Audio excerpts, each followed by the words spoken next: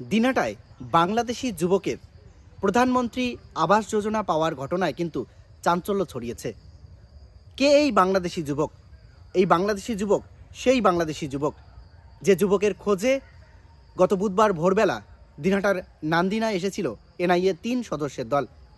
আরিফ হোসেন, এই আরিফ হোসেন যিনি বাংলাদেশি নাগরিক এবং তার শাশুড়ি নিজেই এই কথা স্বীকার করেছেন।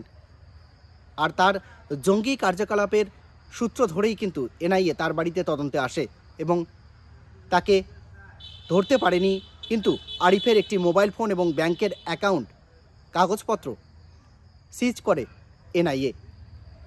2017 সালের সেই ভোটার কার্ড, ভারতীয় ভোটার কার্ড, যে ভোটার কার্ডে নাম রয়েছে আরিফের, এবং সেই ভোটার কার্ড এবং ভারতীয় আধার কার্ড থেকেই কিন্তু সে প্রধানমন্ত্রী আবাস যোজনার ঘর পেয়েছিল।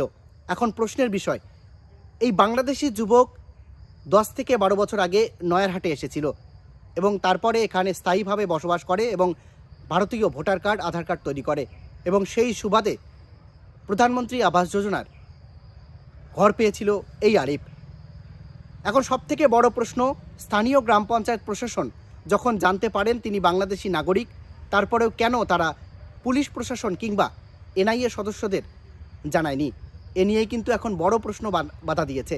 যেখানে সরকারি সুযোগ সুবিধা পেতে ভারতীয় নাগরিকের খড়কুটো পোড়াতে হয়, সে জায়গায় বাংলাদেশি যুবক ভারতে অবৈধভাবে বসবাস করে ভারতীয় নথি অর্থাৎ ভোটার কার্ড, আধার কার্ড তৈরি করেছে এবং সেই সুবাদে প্রধানমন্ত্রী আবাস যোজনার সেই সরকারি ঘরের সুবিধা পেয়েছে।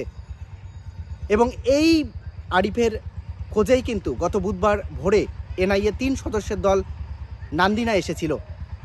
তাদের অভিযোগ যে এই আরিফ দিল্লি বিস্ফোরণ কাণ্ডের আগে গুজরাটের কোনো এক বিস্ফোরণ কাণ্ডে সে জড়িত রয়েছে এবং তার খোঁজেই কিন্তু এনআইএ 3 সদস্যের দল এই নান্দিনায় আসে। যদিও বর্তমান গ্রাম পঞ্চায়েত যিনি রয়েছেন প্রধান, গোবরাছড়া নয়ারহাট গ্রাম পঞ্চায়েতের মহেশ চন্দ্র বর্মন, তিনি দাবি করছেন যে 2017 সালের যে ভোটার কার্ড দেখা যাচ্ছে তখন তিনি গ্রাম পঞ্চায়েত প্রধান ছিলেন না।